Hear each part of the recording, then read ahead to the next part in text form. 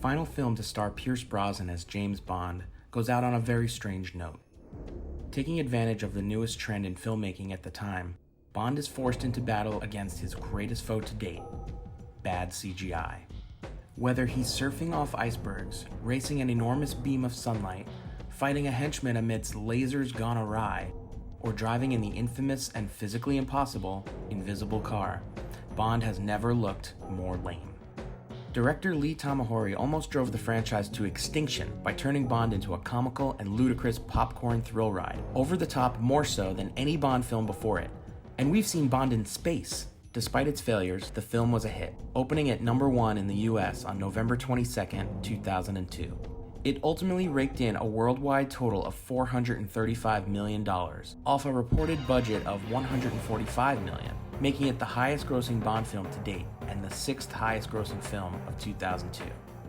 Returning cast members like Judi Dench as M, John Cleese as Q, and Samantha Bond as Miss Moneypenny are joined by newcomers Halle Berry as Jinx, Toby Stephens as Gustav Graves, Rosamund Pike as Miranda Frost, Rick Yoon as Zhao, and Michael Madsen as NSA agent Damien Falco. This would be the last film for John Cleese, Samantha Bond, and Pierce Brosnan.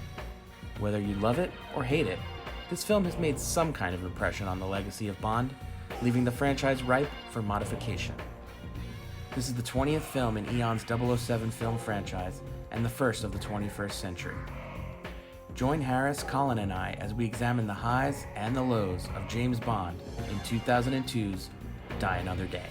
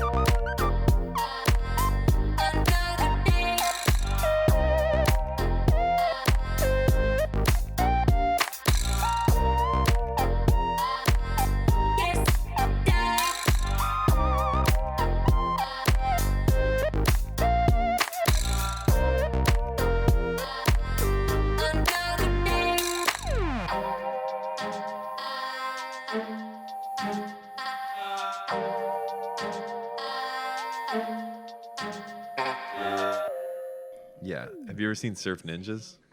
He's definitely like on a sound stage right there. Yeah. No, it's good. Let's start it. Let's do the Matt. Where's your thing, Matt? I don't have an intro, so we're starting.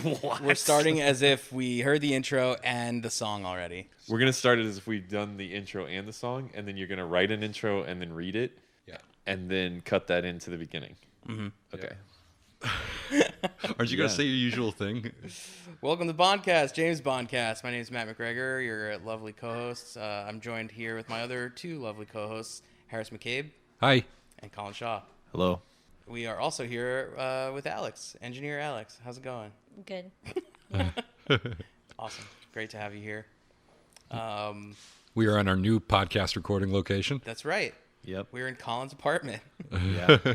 We're really moving up in the world here. It's at best a lateral move. But if the fruit vendor guy comes by blaring La Cucaracha again, that's the reason why. He normally does not work this late. We'll see. We'll keep our fingers crossed. The advantage of this place is that we can actually play the movie we're talking about in the background, which means that Alex is finally going to see a James Bond movie. Sort of. On mute in the background.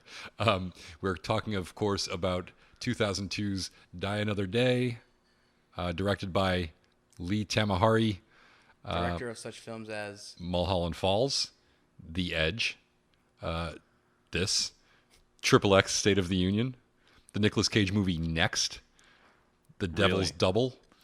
So he has this little pattern of like making some really bad, incoherent movies like Triple X State of the Union and Mulholland Falls, and then also making really good movies like The Edge and The Devil's Double. I love The Edge. The Edge is an excellent film. And then there's this, which falls somewhere in the middle there. Yeah. He also got arrested in L.A. in 2006 for offering a police officer, oral sex while in drag. Wow. I have no more details in that story. Damn it. But he sounds like a fun guy. The DP of this was David Tattersall, who shot Con Air, The Green Mile, and all the Star Wars prequels. So he must know what he's doing. Star Wars prequels, evident. Yeah. Wow. So he must have filmed this between Star Wars movies, right? Mm-hmm. He's filmed a lot of things. I mean, he worked a lot. He's got a Phantom Menace was 99. I looked it up because Yeah. this movie reminded me of it. This movie reminded you of the Phantom Menace? Yeah, because of the CGI being so shitty. All the CGI. And the writers were Neil Purvis and Robert Wade, who wrote the last one along with Bruce Fierstein. They're working solo this time. And the budget on this bad boy was $145 million. I think the highest budget they've ever had. And the box office was also the highest box office they ever made, $435 million. Until the next one. Until right? the next one. Now we're in the modern day where I feel like the budget every always goes up movie and just the like- box yeah, office the box goes up office every just time. beats the next If it one. ever went down, they would freak. Yep. They're basically counting on it. And as Colin said, a lot of CGI in this one. It starts. This part's not. No, not I CGI. won't. I will This say part's there's good. not a lot of CGI, but the times when they choose to use CGI, it is very, very poor. I will say there's a lot of CGI. There's a lot. As soon as And you it's get poor. after the second half, was- it's like yeah. it's integral to every major setup or Set scene piece, yeah. that there's CGI in it. Yeah. The gun barrel sequence, in fact, has excessive stupid CGI with a CGI bullet that comes flying at the gun towards the gun barrel that we're looking out of, meaning that apparently Yeah. James Bond in this version shot a bullet into Into the a barrel gun of a barrel, gun. Yeah, who shoots someone in the gun? Yeah, it's just it's just a bad sign of things to come, and totally appropriate for this film. If they were going to modify the gun barrel sequence in any way, it would be by shooting a cheesy CGI bullet into the gun barrel, something that neither makes sense nor looks good, nor was at any point a good idea. So we're watching the cold open right now, and what do you guys think of this cold open? Maximum hovercraft. Well, I thought it was a real rad surf scene. It seems like totally realistic spy stuff, and Pierce Brosnan is just as aggro as Vin Diesel. Yeah. I mean, so they the have surfing stuff is cool. They're wearing kind was of being- Rainbow Six outfits. I was being while facetious. The surfing stuff is not cool. surfing's always cool. Harris. No. I mean, kudos for like bringing hovercrafts into the game. You know, they're When I never was had watching this hovercrafts, earlier, right? my roommate was like, "So, is it every James Bond movie they have to pick a different kind of vehicle?" And I was like, "No, they just like that stuff." I mean, that's almost the case. Yeah. But we open with James Bond, who's portraying he's posing as a diamond merchant. Yeah. Who's trading diamonds for arms with the North Koreans. Conflict diamonds. And and to do this, he's got to ambush this actual diamond merchant and steal his helicopter. And to do that, he dresses up in the exact same outfit that the man's wearing, like everything down to the shirt. And it should be pointed out that later on we find out the North Koreans do not know what this man looks like. So basically, like they don't know what his face is, but they've been tracking his LL Bean purchases or whatever. Like it's It's absurd. in the MI6 dossier. It's all in there. Yeah, that you Yeah. have to like go to the There's guy's some closet and find there's out some exactly what he's- non-00 level agent out there Did he working call the his man and ass off for the British government, looking through guys' closets. and they have to have a girlfriend who's shadowing this man for months, who gets into his life and helps him dress that morning, and then it's like, yes, he's wearing the Eddie Bauer shirt, Right. and with a brown leather jacket. Exactly, and then Bond has to put No, that not the green, the brown. It's the brown jacket. It's the brown jacket. And then Bond has to put that on under his Rainbow Six outfit and surf all the way in on a giant wave. Exactly. It is funny. And then, of course, the we get introduced to this North Korean general Tan Sun Moon, who is beating the shit out of a heavy bag, and then they open up the heavy bag and a guy falls out, who was apparently his anger management therapist. It's a lame joke. I thought it was a funny joke. Such a reversal of what normally happens. And then we I have thought the joke was too stupid, and Harris thought it was acceptable. Then we have a classic Brosnan Bond scene where he is caught and surrounded by literally hundreds of enemies at their base, and they're going to execute him. And he sets off a little explosion and then just machine guns his way out of there. And he is the only one who could shoot anyone with a machine gun. Everyone's shooting machine guns at him, and nobody can hit him. And he shoots a machine gun at everybody, and they all die. Well, he can steal and drive a hovercraft, Which is the important thing. Better than anyone, also. And then on the hovercraft, he gets into a fight with Tan Sun Moon. And Bond's gun runs out of bullets, and he fails to realize that he's crouching next to an enormous flamethrower. Mm-hmm. So instead, he charges the guy holding up a bulletproof vest. And then, of course, Tan Sun Moon shoots directly into the bulletproof vest over and over again. But he's able to kill him by driving the hovercraft off a cliff. And then he's captured. And then we are whisked away to the strangest the title sequence, opening title sequence that we've gotten yet. Is actually a part of the story. Yes. Unlike any Bond before it. Yeah. So we're getting the same kind of like colors and shapes and imagery that we usually get, but we're also getting little bits of what's going on with James Bond because he's being tortured for information by the North Koreans. So we get ice and scorpions and diamonds and fire and eyeballs and all sorts. It's kind of all over the place. There's women made of fire, like maybe magma fire or something like that. And there's also ones that are made of water, and there's ones that are made of there's all these elemental ladies. Right. And so there's some kind of torture ghosts because he's like hallucinating them while he's being tortured or something like that. And as opposed, I like these ones with the diving ladies that are a little made out of sparks. Those are pretty cool. Yeah.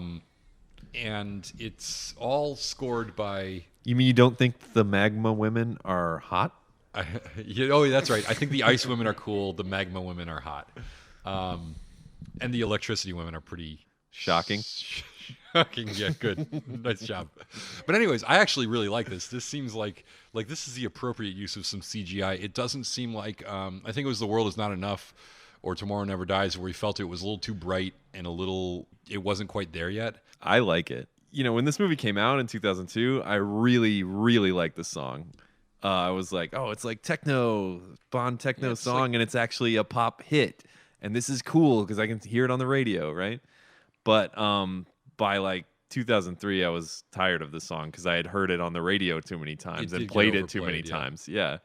And so now, usually, I don't even like hearing the song. But watching the movie today and seeing the titles, and I was like, oh, you know what? They did kind of a good job with this title sequence, and I see why I liked this song so much. I like the title sequence. I was a senior in high school the year this movie came out, so maybe I was too busy not giving a fuck. But I don't remember this song being a hit. I don't remember it at all. Constantly on the radio. It was a hit, but I was also in high school, and I had to like not play up that I liked the song too much because it wasn't a super masculine song. Yeah, right. No, this is definitely this is Madonna's dance pop era. You know, like I think Ray of Light came out at a similar time, and this is sort of in the same vein. It's very, it's catchy. It just isn't very Bondy. I think we've talked about this before, how some people try to get into the James Bond thing, and some people kind of do their own thing, and sometimes their own thing works if it's like Live and Let Die. But this is definitely one of those ones where there's no way to make this sound like a song that should be in a James Bond movie. It's not a bad song. It just seems like a weird fit. It got overplayed as a pop hit too. It's hard to contextualize it because of that. It will get stuck in your head though. I will say it's not the worst Bond song that we've encountered. Not even close. No. Overall, a surprisingly enjoyable opening sequence. I like it. Right. Yeah. Yeah. So far, like this movie is funny because I think it takes a pretty big turn at one point. Or at some point, I should say. Towards being bad? Yeah. Yes, I agree. It has a good start. It starts, it starts really good. Solid. Yeah. One of my notes is everything from the fencing is all downhill. Mm-hmm. Yeah, that's about right. I'm really with it up to that point. I had the same note of like, holy shit, I don't think I ever saw this movie. This was a movie that I like avoided because I was like, this looks dumb. And the last one was, You mean upon watching it for this was your first time? I think this was the first time I ever saw this movie. wow. I don't remember. Like, That's interesting. No, I definitely saw it on cable because I remember like the guy with the diamonds in his face. I remember elements of this movie, seeing it around. I was aware of it, but I never sat down and watched this movie in its entirety. Mostly because The World Is Not Enough or Tomorrow Never Dies sucked, and then The World Is Not Enough at the time I thought was a big letdown. Although in retrospect, it's not bad. But this, I just had no interest. I was like, James Bond is done. They've clearly lost any semblance of credibility, and they're going in the wrong direction. And there's other interesting things to watch. And in watching this, I was at the beginning as I started off, I was like, oh my god, maybe this is actually decent. And I was right. I shouldn't have watched it. It's not decent, but at the same time, it starts off very well. It starts off. I'm just mad that James Bond did that to you. I know. I'm mad too. He broke my heart. This movie does have a lot of good things to start off. Like I like the whole North Korea thing. It's a place, it's a locale that Bond has never been to, and it's a villain he's never encountered. And this scene with the spy trade, where he's been locked up and he's got a beard. Yeah. And now they're trading him for another. They're doing a spy exchange for another captured spy who happens to be the guy he just blew up. And then I like the plot point that Judi Dench thinks the reason they let him go is because he caved and gave up information. Definitely. That's cool. Yeah. Feels real. I feel like the treatment for this movie was real good. Right. They thought they had like a huge winner on their This movie in one paragraph is Yeah, absolutely. I read the IMDb description of this movie today of the plot because it's been a while since I watched it, just to like bone up. And I will say this movie on paper sounds awesome. Oh yeah. Yeah. Totally. So which tells me that it's like the way like it was delivered to us. It was. Yeah. I don't know whose fault that is, the directors or what. The first 30 minutes are great, and then the fencing scene doesn't make sense. And why are all those other people there? And why don't they do or say anything? Like this is just a normal day at the fencing office. Yeah. Well, do you want to just jump ahead to that? That's way ahead, but do you want to talk about that scene now? yeah, or do you it's want- a I don't ridiculous want to scene. jump Let's ahead because I want to recognize the good things that the movie did, which is the Cuba scenes are cool. And like a bearded Bond. First time he's ever had facial hair. He has a massive shaggy beard at the beginning of this movie because he's been a POW for 14 months. He's been kept in captivity. I think this is 14-month beard. I think this is cool now. I remember when I was seeing it, I was like, this is far too vulnerable for James Bond to be. Right, yeah, exactly. But that's what's interesting about it. It's like, oh man, he's been a POW, he's traumatized, he's been tortured, and his own people think that he's a rat who's been ratting them out, and like, I know. and they've got him basically prisoner here. I bet somebody was like, I don't like guys who were captured. Yeah, exactly. I thought it's funny when they do this spy exchange, the "keep walking, please." Right. They're yelling, "Keep walking, please," because he keeps on stopping for the spy exchange. And after like the third or fourth time, I was like, now this is kind of comical because they just keep on saying, "Keep walking, please." I definitely Keep agree. walking, please. Keep walking, please. And then he stops again. They're like, "Keep walking, please." I wish they'd made the bridge way longer. Yeah, just like I could have done like I think by like minute 8 of "Keep Walking, Please," I would have been like loving the absurdity of it. Rolling on the floor Yeah, laughing. exactly. It'd be like a Monty Python skit. Yeah. Keep walking, please. Oh, did they reference a Monty Python skit in They this? do. Yeah, they do a little silly walk. Also, when he gets exchanged for this guy named Zhao, who was the North Korean colonel's right-hand man. The lieutenant, right? Yeah. So Zhao he had this briefcase full of diamonds that blew up in his face, and now he has diamonds in his face, but they're not Classic. embedded that deep. They're just sort of on the surface. And I'm It kind of doesn't like, make sense. yeah, why can't you just pluck those out? I know if I had diamonds stuck in my face, unless I liked them there and were keeping them there as a fashion statement, I would just rip those things out. I would have liked to have seen. I think makeup artists' technology and work has gotten better since 2002, to the point where I would really like to see something like that if it were done today. because then the makeup artist would be really trying to make it clear that the diamonds are embedded in a way that he can't just pull them out. Yeah, because they look like it looks like his face is just kind of bedazzled. Yeah. It looks like it looks like he's ready to go out to the club, listen to some Madonna songs. Looks like stick-on rhinestones. And dance the night away. Yeah. That is basically what the look he's got. Before we get deeper into the plot, do you think you're ready to summarize the plot? Oh yeah, good idea. Okay. All right, I think I have the song queued It up. took us so long to get to it last time. I don't know if I'm... Yeah. Do you want to wait another 30 minutes? No, I can do it. All right, I can do it. I think I'm gonna if I click this button, it should play. Ready? Okay, so we saw the cold open. He got captured in Korea. He gets back with MI6, and they say, "We think you betrayed us. We're gonna lock you up." He's like, "I'm not about that." So he stops his own heartbeat and then muscles his way out when the doctors revive him with the paddles. Then he goes on the case. He's looking for Zhao because he wants to kill him for revenge.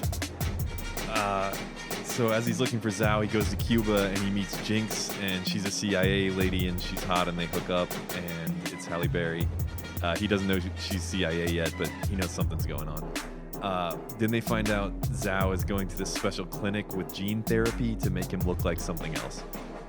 Then they investigate this guy, Gustav Graves, because his signature is on the diamonds that he steals off of Zhao. Gustav Graves is this ridiculous British man who has a Iceland castle, and they fight in a fencing club, and then they go and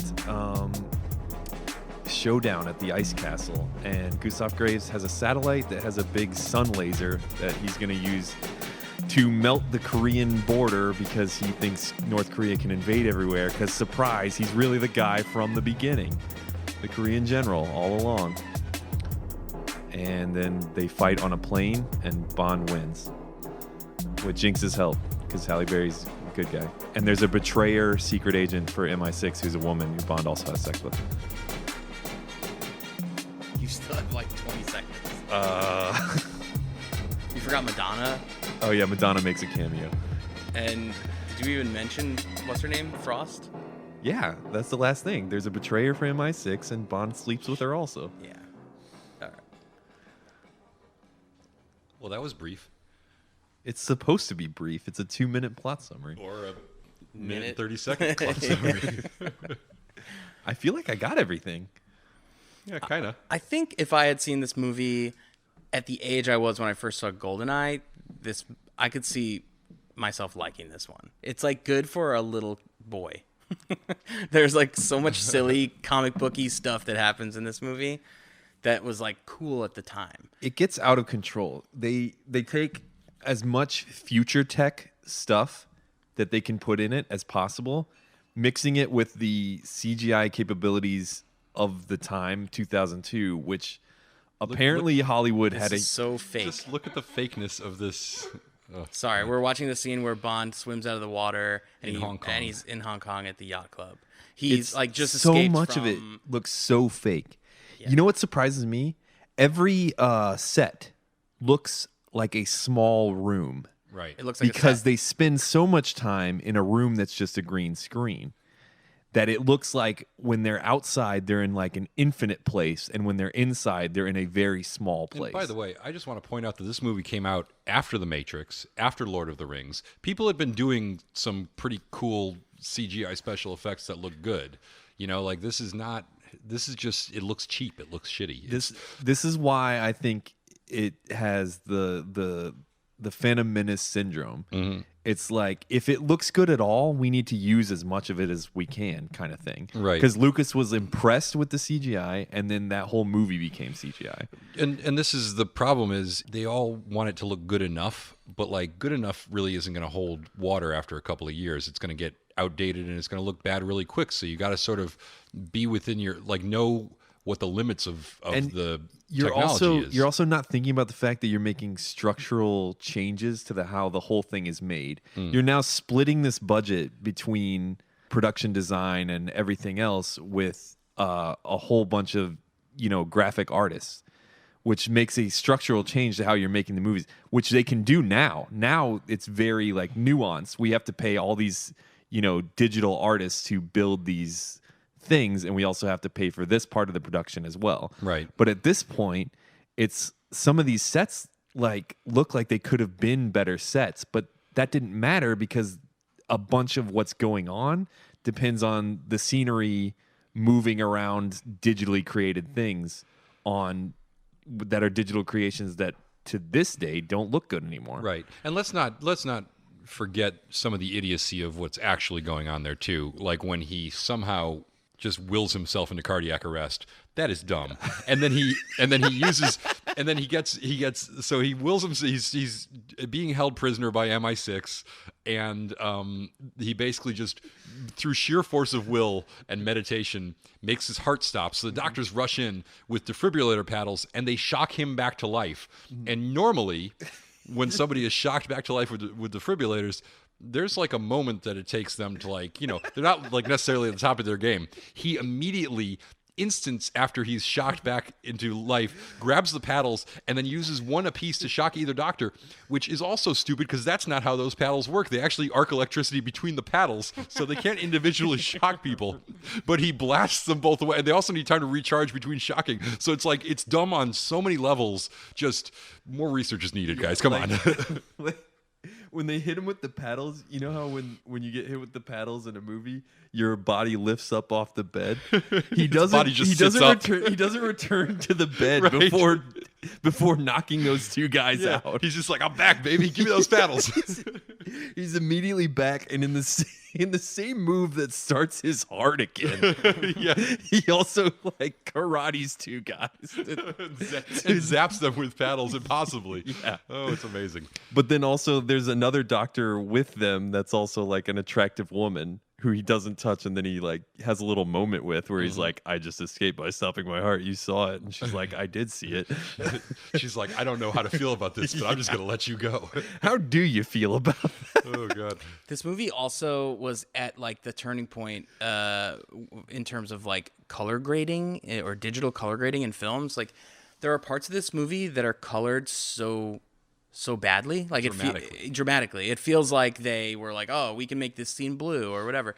But now, we just transitioned to Havana, Cuba here, and you see the ocean and you see everybody outside, and everything just looked washed out, drab. Don't forget, colors. Traffic won an Oscar the previous year, and that movie's whole gimmick, and it's a great movie, but its whole gimmick was accentuated, dramatic color correction in every section to delineate stuff.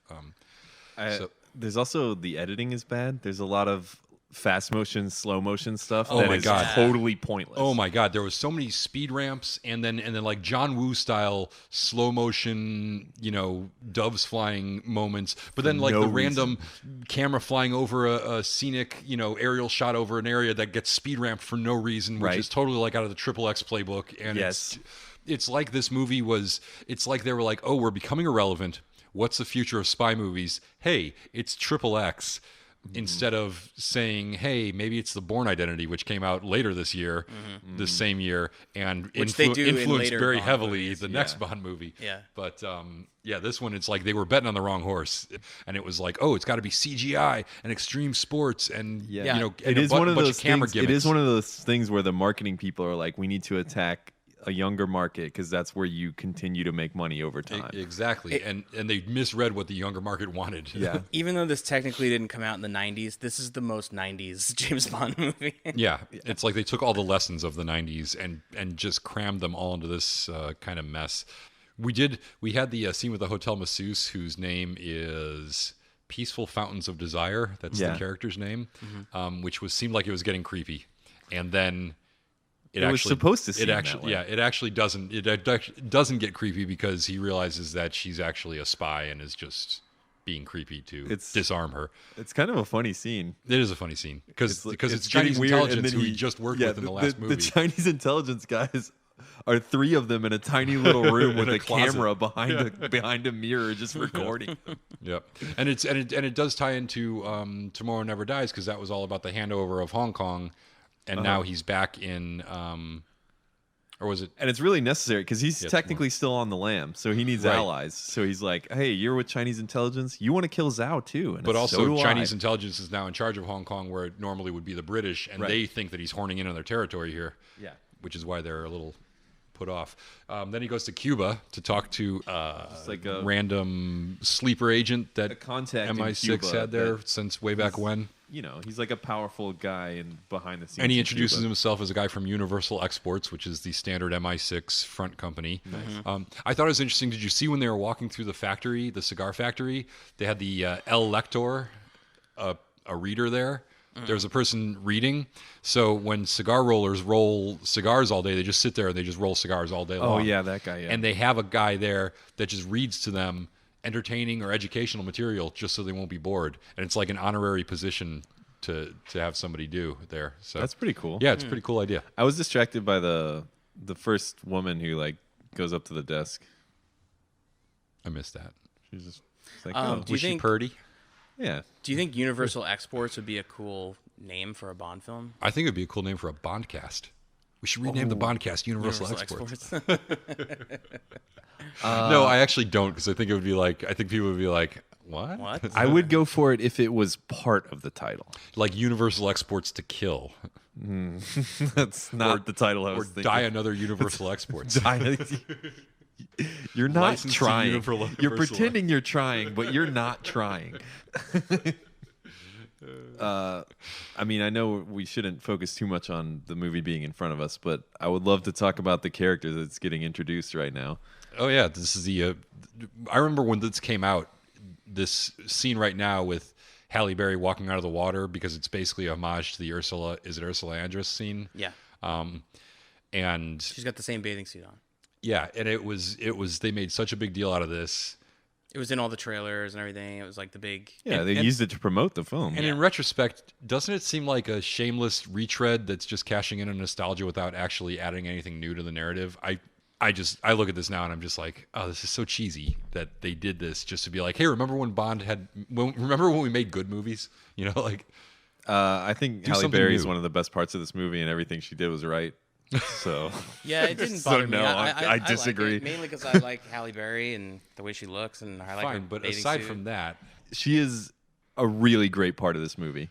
I thought both the Bond girls, because Rosamund Pike is the other one, and I thought Yeah, they were she's both really good. I thought they were both that right? really good. They were both the highlights of this. You know what's funny? Okay, so Halle Berry won an Oscar for Monsters Ball. She's had several things she's really great in. She's had a couple of real turds too, and she's had movies that weren't bad movies that she really wasn't that great in. Like every once in a while, she's terrible in something.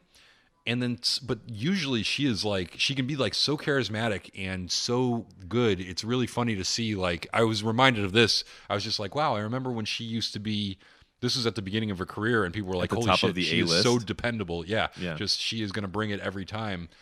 And she had so many misfires or just not even bad roles. Sometimes she just wasn't good. And it's so baffling to me that she could be so good sometimes. I don't and like then- where you've taken this podcast. I was really hoping to talk about like how great Halle Berry was a lot. I think she's great in this. Well, that's fine. I agree. We're all in agreement that she's great in this. I'm just saying, what about her Sounds career? like you're not in agreement. What about her career in general? She's in John Wick 3 coming out soon. I'm hoping she's good in that, but we never know. You never know. Yeah, No, I see that. That yeah, sometimes she's not great. This is like This is not one of those times. this is in the tops of her performance is really good. They almost made a spin-off about her. Yeah. Based on this movie, they wanted to develop her character further. They had a director. You think that's why they cast Michael Madsen as her boss in like a kind of a nothing role where he's just doing weird Oh, Michael that makes Madsen a lot stuff? of sense. I was going to He question sucks. that. Yeah, He well, sucks in this movie. He doesn't suck this in movie. general, Well, but because he he's just sucks being, in this he's just movie. being Michael Madsen in this Yeah. movie, and actually being kind of a wet blanket and a pain in the ass to all the good guys. Sucks. But he's definitely doing Michael Madsen-y things, and it doesn't fit the movie at all. No.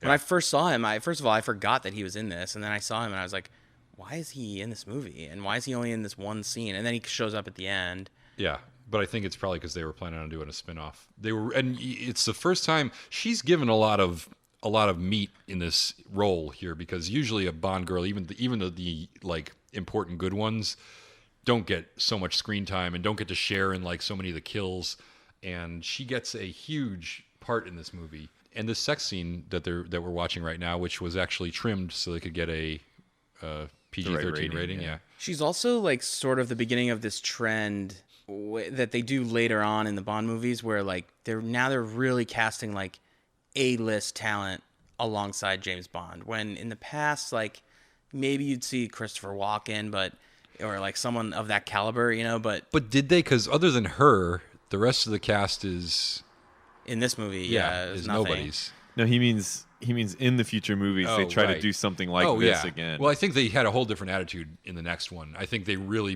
they had some soul searching between this one and the following movie. Maybe because they looked back at this and was like, what the hell, we really kind of lost Which is our way crazy, here. because if it was only like a 4-year turnaround between this and the next one. Yeah. Oh, it doesn't seem like that though. I mean, the difference is night and day. I think put in the best light, their attitude earlier on was to discover talent. Right. Yeah. Yeah. To sugarcoat it heavily. Find more economically viable young talent and give them opportunities to distinguish themselves. We will discover a talent by finding some model who's we trying will to break find into out has acting. talent. Affordable or talented. Yeah, exactly. It was all up and comers and not people that had established themselves. But Halle Berry was pretty established. Rosamund Pike was nobody. None of the other bad guys. I think she won the Oscar the year before or something like that. Halle Berry? Yeah. Yep. She actually won the Oscar the year that this came out. Oh, that year, yeah. So she was shooting that probably the same time that Monsters Ball was in theaters. And she almost had a spinoff. It didn't happen because Charlie's Angels didn't make enough money for them to greenlight it. And they were like, nobody likes lady spies. Oh, is that the reason why? Not because of this film's... That's what the... this film was successful. So yeah, this film was successful. I think they were... And I think Charlie's Angels was profitable, but not profitable enough yeah. for them to greenlight more movies of its kind, which that one was, supposed to be. Yeah. How do you guys feel about the prospect of franchising out the Bond movies in different ways, like forming almost like a universe in like how the Star Wars franchise has done? done? and Marvel, right, like a universe, forming a universe. So you want to, because I just don't know. I'm not going to see a Felix Leiter movie. I'll just they've throw it talked out about there. that. Yeah, they've talked about that. They've talked about this is the second time that the Bond girl, they wanted to like make a movie out of her. They wanted to do it in Tomorrow Never Dies also. Right, that's true. Michelle Yeoh. Michelle Yeoh, Michelle Yeoh. They and actually, like I think you pointed out in the Tomorrow Never Dies podcast, Colin, that they have similar beats in this movie where Halle Berry's character and Michelle, it's like mirrors Michelle Yeoh's like whole thing in that movie. You know what I would see? I would see like an M origin story that's a period piece that takes place in the 60s or something. That would be cool. Like, I would definitely see there are I'm sure there are ways to do this in a what I'd be at the front of the line for a Moneypenny picture. Yeah. You just want to see the Moneypenny. Show me the Moneypenny. Is that the Cuba Gooding Jr. is gonna be in it? It's perfect. As Moneypenny. Cuba Gooding Jr. Oh. Now I'm disappointed. Yeah, how deep does your loyalty to that character go? Will you still love her when she's Cuba Gooding Jr.? This is a crisis for me. I hope Cuba Gooding Jr. is not one of our listeners and he's offended.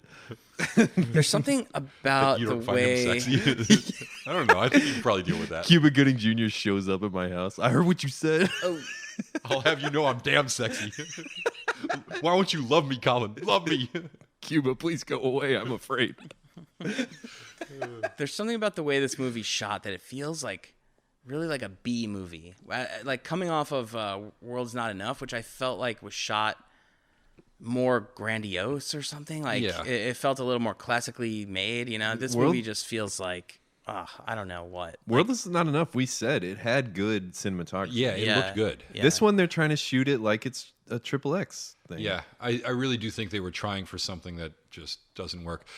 Here's an interesting thing. So we are right now watching a scene where Bond is at this DNA. It's basically a CRISPR clinic where they alter your DNA to change your appearance.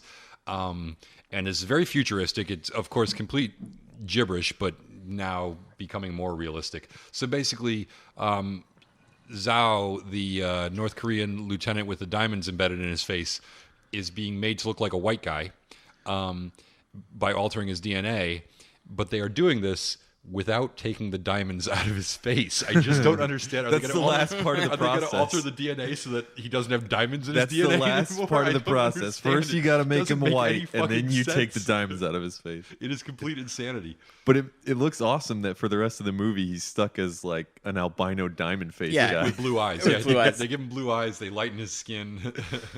It's all just to get him to look like a freak. Yep. Because you have to have that It looks pretty side cool. villain that For, looks like a monster. for a Bond undervillain, the look is The look is there. amazing. Yep. Totally. 100%. And with modern makeup, the look would really be killing yeah, it. it is super dumb, but it is really cool looking. And we still haven't got to where the movie gets really bad. And he is a yeah. We haven't. Not yet. He is a big badass. He's played by Rick Yoon, who is from the first Fast and the Furious. Yeah, look at that slow motion. Oh yeah. Oh yeah, we get some real John Woo slow motion here. It's not real slow motion. It's like in the edit bay, they were like, yeah, make this slow motion. The making it slow, yeah, it's so bad. Just the slow motion of the speed ramps. It's dumb. It looks stupid. It doesn't look good. But Rick Yoon is actually really good in this, and he was good in Fast and Furious. And he's Did a he do handsome, anything else? handsome guy. And no, he didn't really. I mean, he was in other stuff, but nothing. He never got like a decent role. And so, like, I wanted to know what Those the hell two happened roles to are this after him. decent, at least. What I'm saying is, After that. 2 decent roles and then nothing forever seems a little odd. Also, the guy who plays Colonel Tan Sun Moon, Will Yun Lee, also was good in this and also just vanished and really, like, it's not like they the stopped guy who was working. pretty much only in the first scene. Yeah. It's not like they stopped working. They continue to work, but they just don't get any major roles after doing a really good job in a huge Well, blockbuster. there is the whole, problem that over the past couple years, a lot of people in Hollywood have talked about, where you have Asian people Representation. played by white people, Right. and et cetera. Right. Well, we also, speaking of Asian people played by white people, we also have Gustav Graves, Gustav Graves. played by Tony Stevens, who I didn't know was Dame Maggie Smith's son. Yeah. Who ends up playing? He's actually playing the white version of Will Yun Lee's Colonel Tan Sun Moon.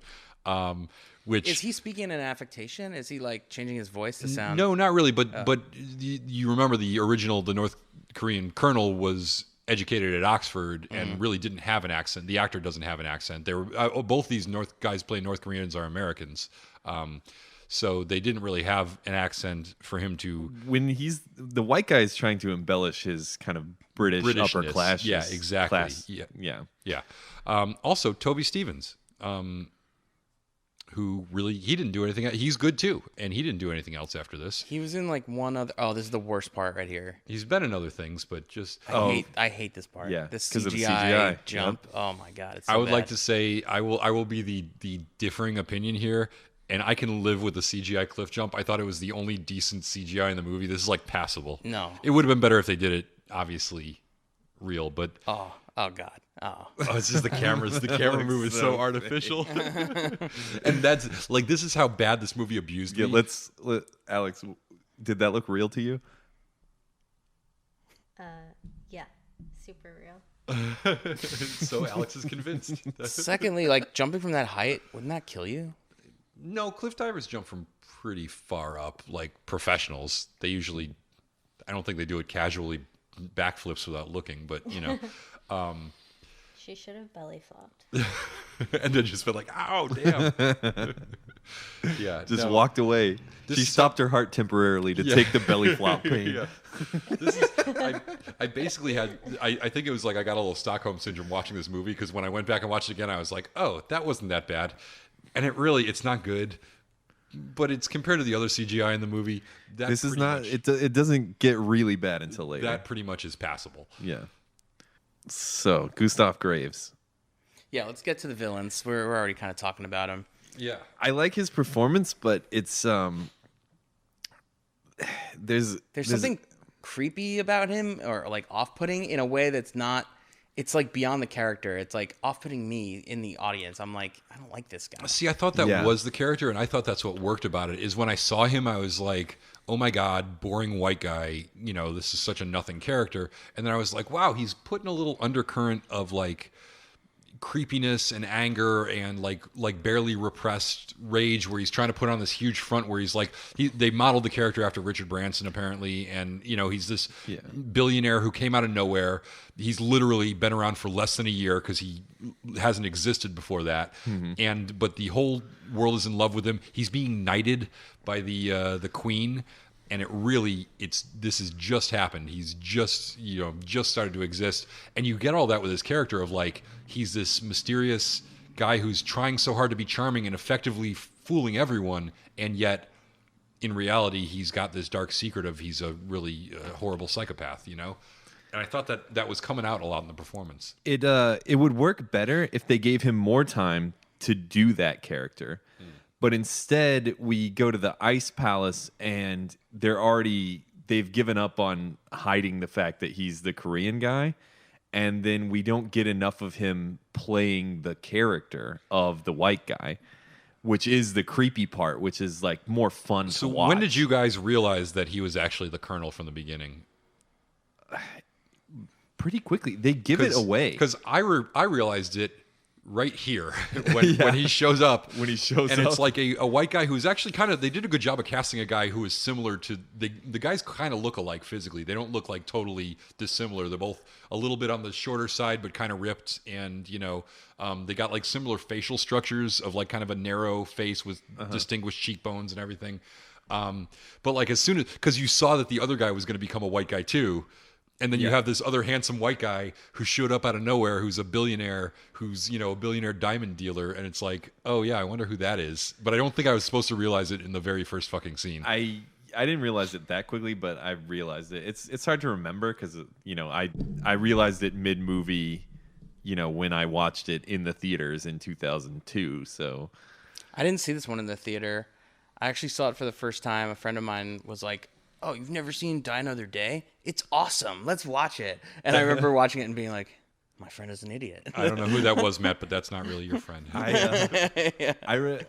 This one I remember specifically because, sometimes you walk out of a movie and you feel and hear like little parts of people's disappointment in it. This one was one of those where it was like, Jesus, I knew. What was that? And it was funny too because I feel like it was given a lot of leeway. A lot of people came there to see James Bond, and they did see a James Bond movie. But yeah, it was just like, it was a collective thing of, I feel like everyone around me is thinking, that was all right, but not good enough. Right. We've now entered the Madonna scene. Why is she in this movie? Yeah, she's playing a fencing instructor, obviously, in a leather corset. And no, there's no reason for her to be in this movie. I think it was once again, it was any desperation move they can to appeal to a younger audience and to make the movie more marketable. I think that's totally it. They probably had more marketing execs on this movie than they ever had before because they set records as well for product placement. Yep. And I think the same thing, like they used London Calling for the scene where he flies in. And I hate when they use popular music in James Bond movies because it takes me out of it, the James Bond world. But it's like, I think all these things are trying to make it hipper. And I'm glad it only lasted, I'm glad it reached a crescendo here and they realized this was a bad idea and took it in a different direction because this was... But not even, we're going to try to make it hipper. Right. More like, there's a guy who's looking at market data and he's saying, we can be hipper this way. Right, exactly, exactly. And all the references to older movies that didn't feel like organic homages. They felt like forced, hey, this is a James Bond movie. This is what we do. It's very self-conscious. Yeah. And the Union Jack parachute coming in. Gustav Graves has his Union Jack parachute, which is another callback.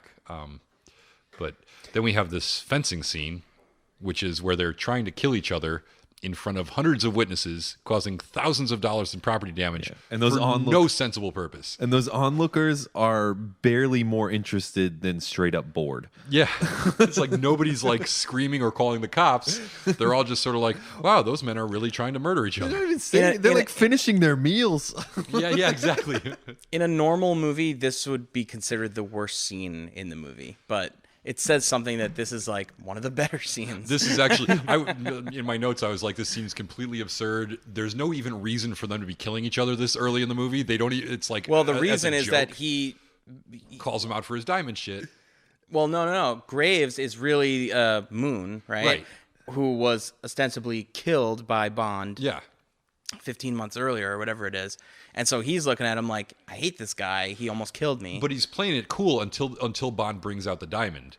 He's like he's like, I'm gonna dominate him, prove that I'm better than him. It's like a competitive thing. But then Bond brings out his diamond and he's like, holy shit, this dude's onto me. And that's when he gets angry about it and is like, I'm going to try and fuck kill this him. dude. Yeah. It's also important to the plot because of the nuance of the story where Frost, the woman who is the betrayer working for MI6, is planted as his assistant. But they had a connection the whole time, and that was that they were fencing together back when he was at Harvard educated. Yeah, or Oxford. Where is it? I think he did Harvard and Oxford because clearly otherwise they made a huge continuity error that we discovered. Maybe. But yeah, it's one of the things I did say is, as absurd as this all is, it is a great sword fight scene, and there aren't a lot of like great sword fight scenes in movies. Don't do that. Oh, it really is. It's Don't a fun give it credit. No, this is a fun sword fight scene. This is actually a really good one. It's all right, yeah. Have you ever seen Belly? Yes, The I movie with, I have. DMX? Yep. Yeah, okay. I'm so fascinated where this is going because that's a terrible movie, but that's terrible for totally different I reasons. watched it like a couple of years ago with Tim, who does our songs, yeah. right? And I remember we were laughing so hard during this one scene because there's a scene where they're eating at a like fancy, bougie Manhattan restaurant. And they're literally sitting there like smoking blunts with guns on the table. And all of the other people in the restaurant are just continuing their meals. And it's like, why isn't someone shouting, he's got a gun? And running out of the restaurant in panic. Yes. Yeah, exactly. But no. Exactly. Especially a bunch of black guys in a fancy Manhattan restaurant. Is like, yeah, like that. Like that's a lot of the unreality of that. Right. Yeah. Throw out the fact that, like, real life, if they were swimming at a public pool, people would be calling the cops, and they've got guns in a restaurant, and everyone's like cool with it. Forget about that. They're also acting as if they are a threat, very overtly. Yeah. Well, that movie was the answer to the question: what would happen if, like, good music video directors were given a feature film budget and a bunch of non-actors to work with and no real story to speak of, and just had a bunch of rappers being like, yeah, you know what would be cool? You know what would be cool for a scene? And it's a cult so classic. bad. It is so bad, but it is so, like, it is more entertaining than some of the bad James Bond movies. It's like the last movie. It's fascinating to see that something like Denise Richards' performance got to be a movie. Right, exactly. Belly is a weird thing that happened and will never happen again, and was amazing that it.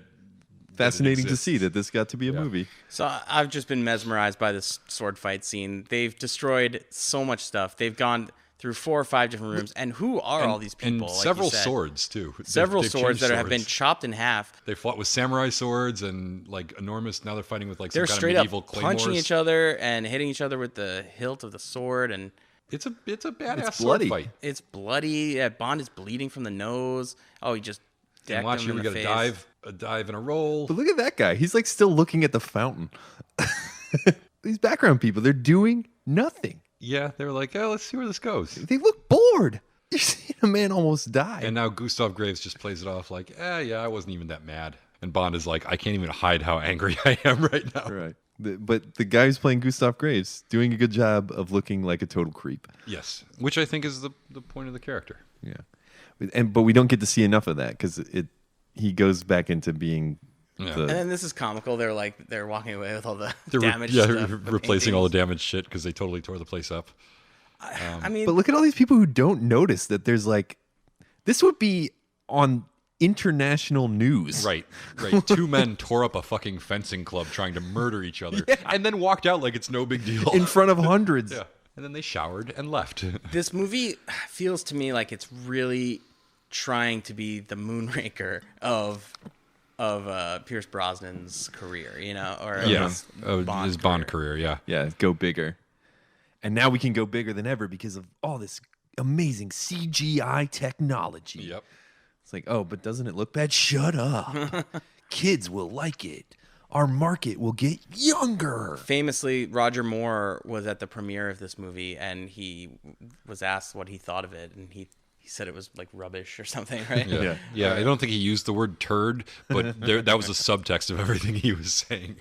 He said the CGI was dodgy, and I'm the Bond who went And to I'm space. the first Bond in space.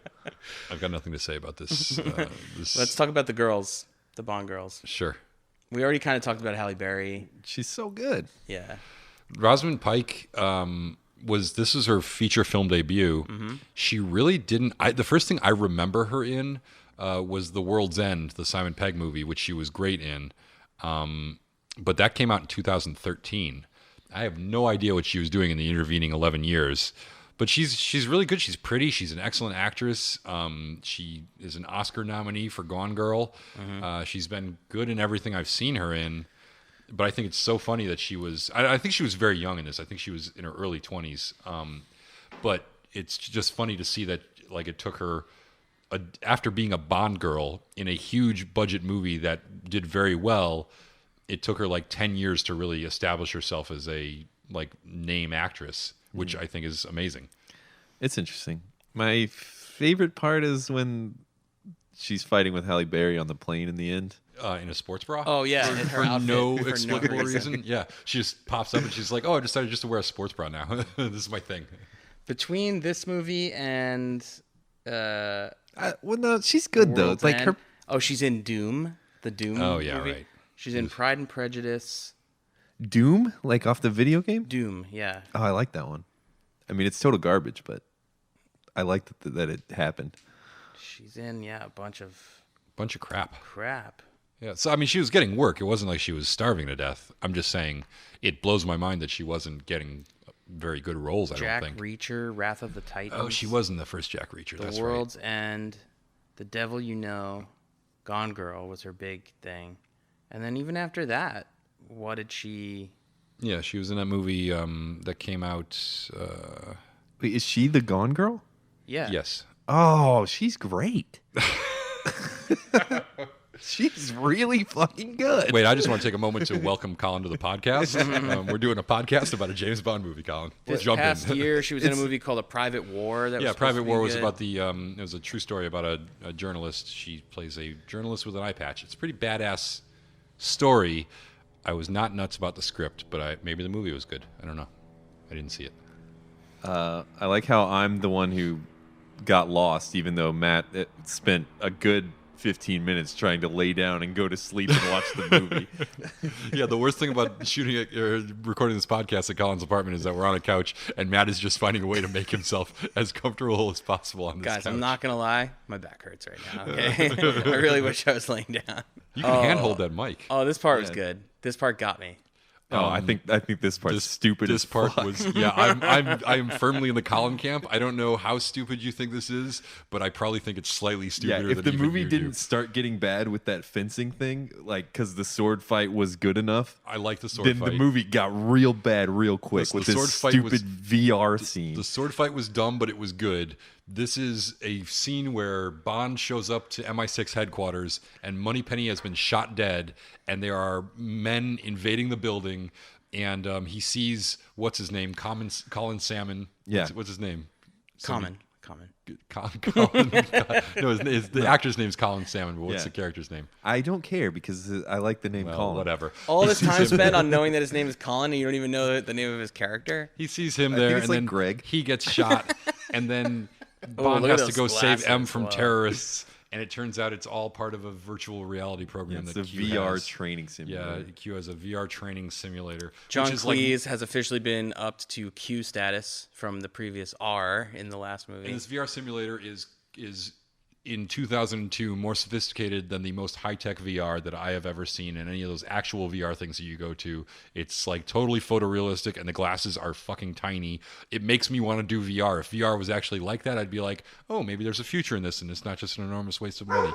But Oh, there's the jetpack from Thunderball. So this scene is great.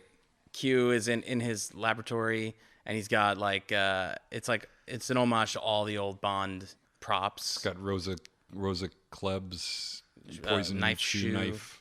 There's a crocodile in the back. It's a bunch of it's a crocodile. the He swims crocodile. in the fake The crocodile wings boat. from the little jet from Octopussy also are back Yep. there. Yeah, it's but cool, I the guess. scene I think sucks. it's also kind of dumb.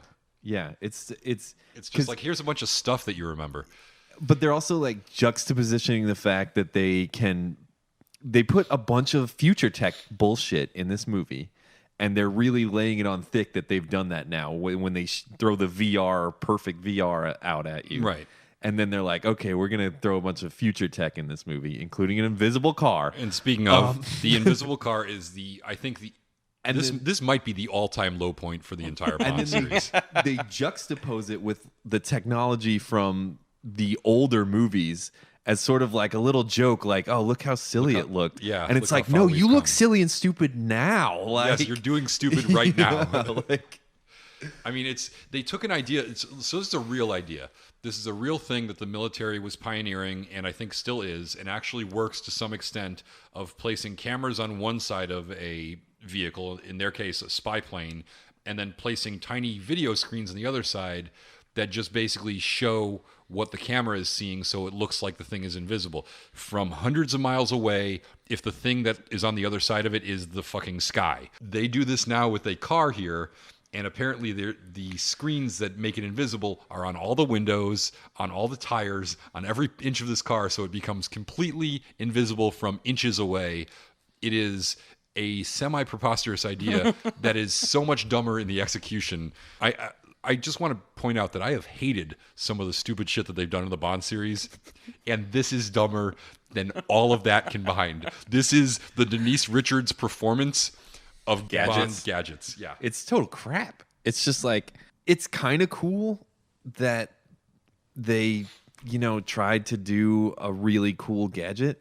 But again, they're just really laying it on thick with this. We have future tech in this movie, which is, it's still, Bond movies are not just about having future tech in them.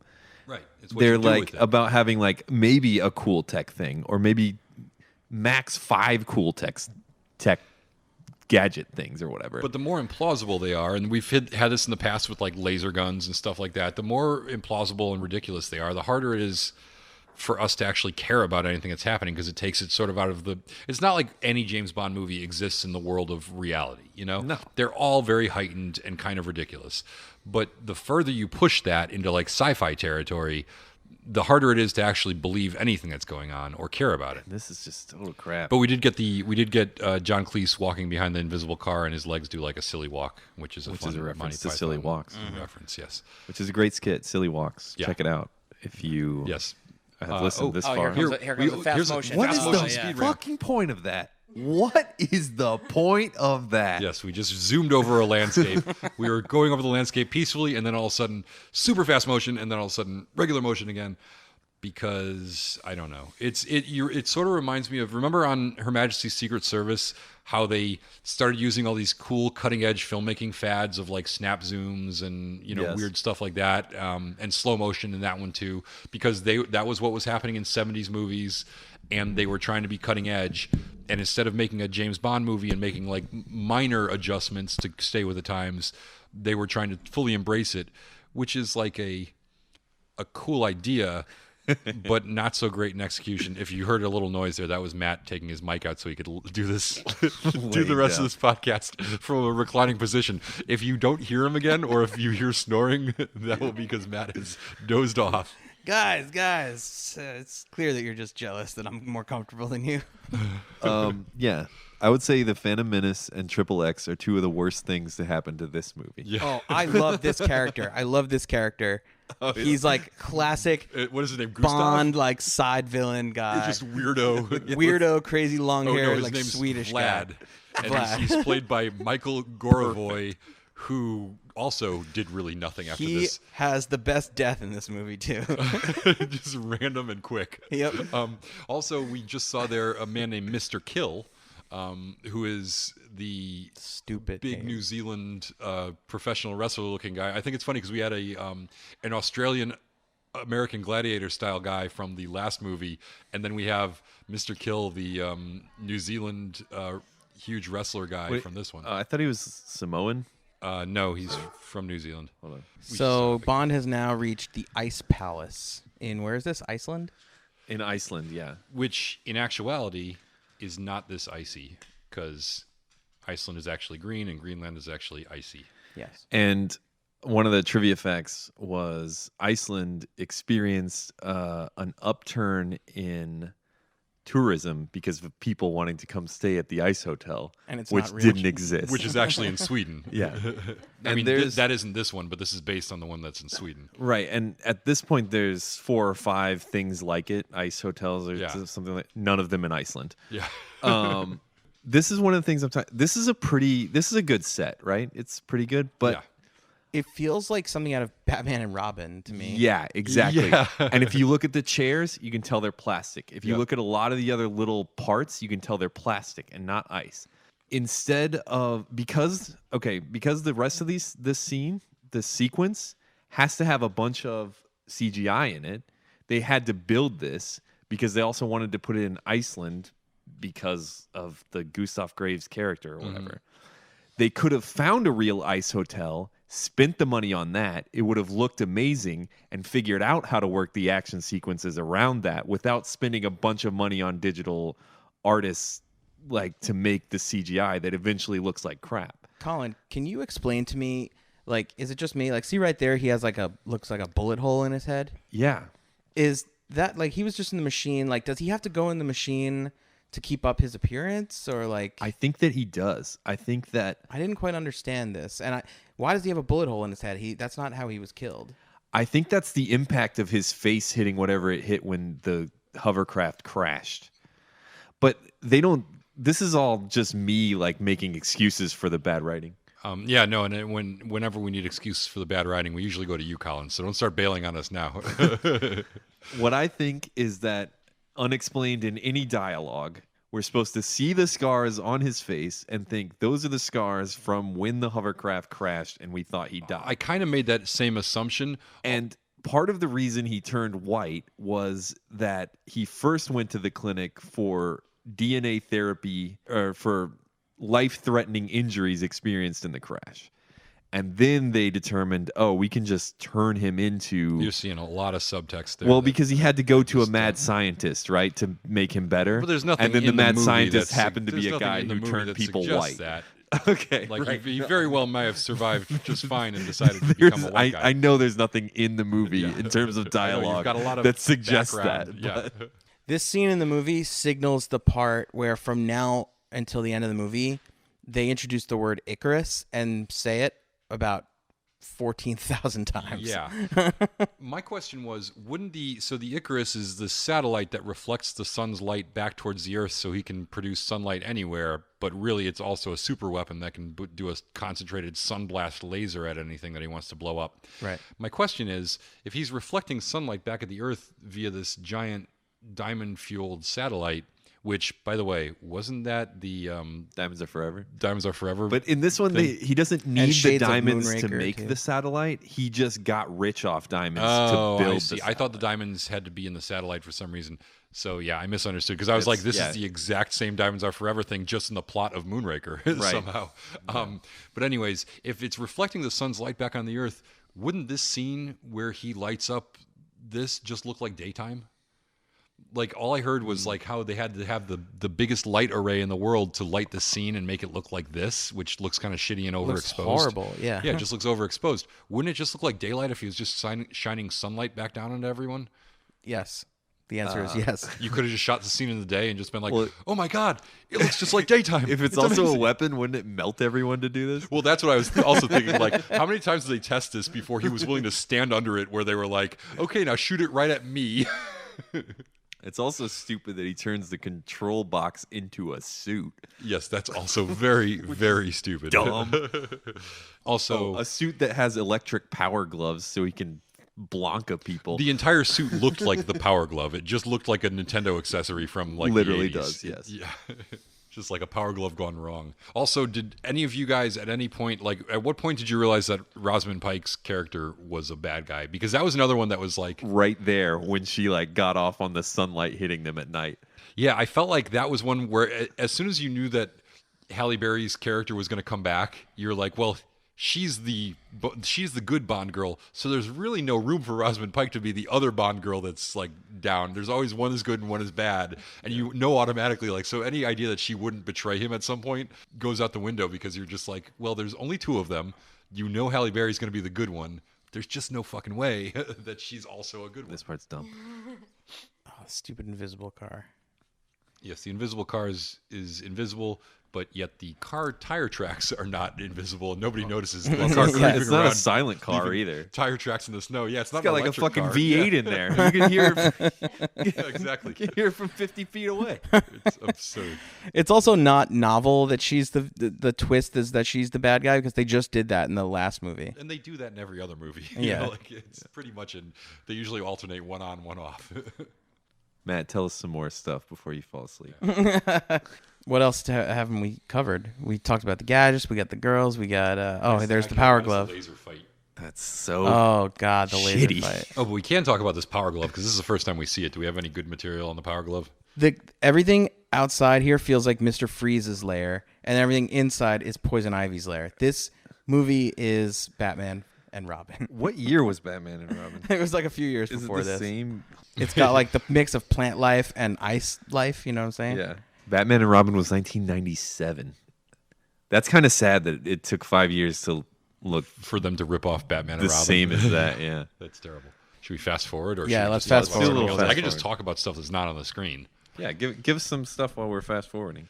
All right. I think the laser fight where they are fighting and the lasers are going crazy and burning everything in the room, and Jinx is tied up to the thing, is like a good idea, very poorly executed. It's one of the worst scenes in the movie. Yeah, it's too hard to tell what's going on, and the fighting is like totally uninspired. It looks bad. It looks because bad. of CGI. Yeah, exactly. It was over reliant on CGI, and they didn't think enough about like the choreography. I do think it's good at the end when she shoots a laser through his head. I thought that was That good. was cool. And I loved them using the laser then to cut off his hand to open the door. Yeah, But that was pretty sick. I felt like that should have been a better scene. Like that idea was like, yes, I'm good with this. They're having a fist fight, but there's lasers all over the place that could kill them. Cool, but like it just didn't look realistic or believable at all. So Jinx repels in his greenhouse room on this repelling line. And my question was, later Bond is being chased through that same room by bad guys, and he goes right to where her line is and uses her line to zip out through the roof. How did he know where he wasn't with her when He she sees came it on in? the way in. Oh, he sees it on the way in? On the way in. He Oh, sees good. it. Okay. Yeah. Well, then there that is isn't a plot hole. a shot of him. So that seeing makes a little bit of sense. Although, how did he here know we how go. to operate the thing? How stupid does this look, though? The lasers? Yes, the lasers look stupid. You got to say what we're looking at into the mic. Mr. Kill, also like the worst name. Yes. Just like Mr. so Kill- lazy. Mr. Kill just feels like trying too hard. This whole movie feels like trying too hard. Mr. Kill is not doing as good of a job of a performance as the other henchman guy, Yeah. who just really kills it with the creepiness. Yeah. No, Mr. Kill actually is very bad at killing people, too. He literally kills nobody. He kills no one. Yeah. But he gets killed himself by a laser through the back of the head. That's pretty gnarly. That was pretty gnarly. That was a pretty good death. There's a lot of good deaths in this movie. I'll give it that. Yeah, so like going forward from here, it's just pretty much all action for a while. Bond gets chased on the ice. In a rocket car in a by rocket the Icarus car. laser, which is also the dumbest scene in the movie. I feel like we're on the third Oh. or fourth dumbest scene in the movie. Again, from seeing this in the theaters, I remember the feel of when he. So the rocket car. Let me explain this. Let's talk about the rocket car. He hijacks a rocket car because part of Gustav Graves' character is that he's also setting rocket sled speed records. He's a daredevil. Yeah, because he's rich and he's being a character of an ultra rich guy, and that's what he thinks that a rich guy would do. A rich white guy. Yeah. He's So- actually, he says later that he's imitating Bond, that he was basing his characterization of a rich British white guy on Bond. But we know it's based on Richard Branson. Richard Branson, who right? based his own life on Bond. Right. As far as we know. So Bond, to get away, of course, hops in there and gets away on it. Meanwhile, our favorite henchman creeps into the background and goes, "He just beat your record, boss," which is funny. Which is pretty funny. Which is funny. But they shoot him with the big sunlight space laser, and he outruns it with the rocket sled until he gets to the edge of a precipice, a giant glacial Which apparently cliff. Which apparently the laser cannot follow him over the cliff. Yeah. The laser stops at the edge of the cliff rather than just blasting him. Well, he uses the he uses like the stopper that comes out. He drops of, anchor. Yeah, he drops anchor basically. Yeah. And so he's hanging in the little But he sled. drops anchor long before the edge of the cliff, and if it had caught at an earlier point, Okay, well- the laser just would have the laser would have caught him at that Let me tell point. you what happened there, Harris. As we know, Please tell. as we know, part of all spy training is being able to eyeball judge any distance. Which we learned from the last movie. Yes, which we we did, learned did. from We the learned last that. movie. Yes, we know this. So he knows exactly how is long fact. that cord is. He also has a deep understanding of the physical knowledge of exactly how much friction it takes for metal to hook into ice I at see, what I speed. see. So he So- knows that he's going to drag it for a certain distance, What a you're telling distance me that is exists it's in his not mind. dumb luck. It was very specific plan. How did he know that the laser that is based on sunlight can't travel over cliffs? If it went over the cliff, would have been shooting the water because he was like hanging on the cliff. But it also would have shot him inevitably. It's cutting right through. But the when they ice. did shoot him, he had already disassembled the sled, taking a piece of it off and grabbing the parachute so that he could kiteboard the tidal wave of destruction that happened when the laser melted a big piece of the ice into the water. I cannot express in words. I know I've said that the invisible car was the low point of the Bond series. I will amend that just to say that kite surfing is the low point of the Bond series. I cannot imagine something more dumb. Now, that wouldn't be true maybe if he had actually been kite surfing, if they had actually done the stunt practically, but it is terrible CGI kite surfing, and it looks awful. The waves in the ocean are awful. Everything about it is bad, and they should feel bad. Again, I remember being in the theater and I felt that this was supposed to be a big moment. And I also felt that the theater didn't quite get there. Yeah, it's like the green screen looks terrible, and I just the entire time I'm like, is this the best idea they could come up with? They could have done anything, and this was it. James Bond kite surfs over a tidal wave caused by a space laser that was trying to shoot him, but wasn't allowed to go close to the water. It's exhausting even thinking With a about real it. stuntman doing a real stunt, I would have been much more into it. It's coming up, Alex, and I just want to pause for a second so we can all just watch it, and then I just want Alex's reaction. I think the space laser looks dumb too. That actually wasn't because he was scared. He just thrust his face against the rocket car to thank it, because that's the only way he knows how. He's just going to press his lips against it.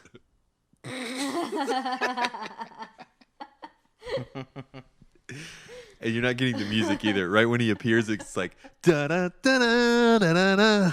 Yeah, and just like the seriousness that poor Pierce Brosnan brings to the scene, he is like acting his ass off like this is some intense, serious shit, and it looks so bad and so dumb. He is really putting some real acting into I feel this. bad for him. If that's why I know this is impossible to have this be good, because if anybody could sell it, it's him. I feel like right here that Coca-Cola like polar bears. Yeah, exactly. Just wander over and offer him a Coke. CGI polar bear. Yeah. There's no better explanation of what it looks like than like just assuming the Coca-Cola polar bear is in it. Yeah. Yep. Pierce Brosnan just looks so tired in this movie too. So literally the next full 15 minutes is all a car chase. Which is actually a good car chase. I like the full-on spy car fight. I don't like the driving inside the hotel. Oh, part, I was just gonna 'cause say it I makes like the that. set look worse.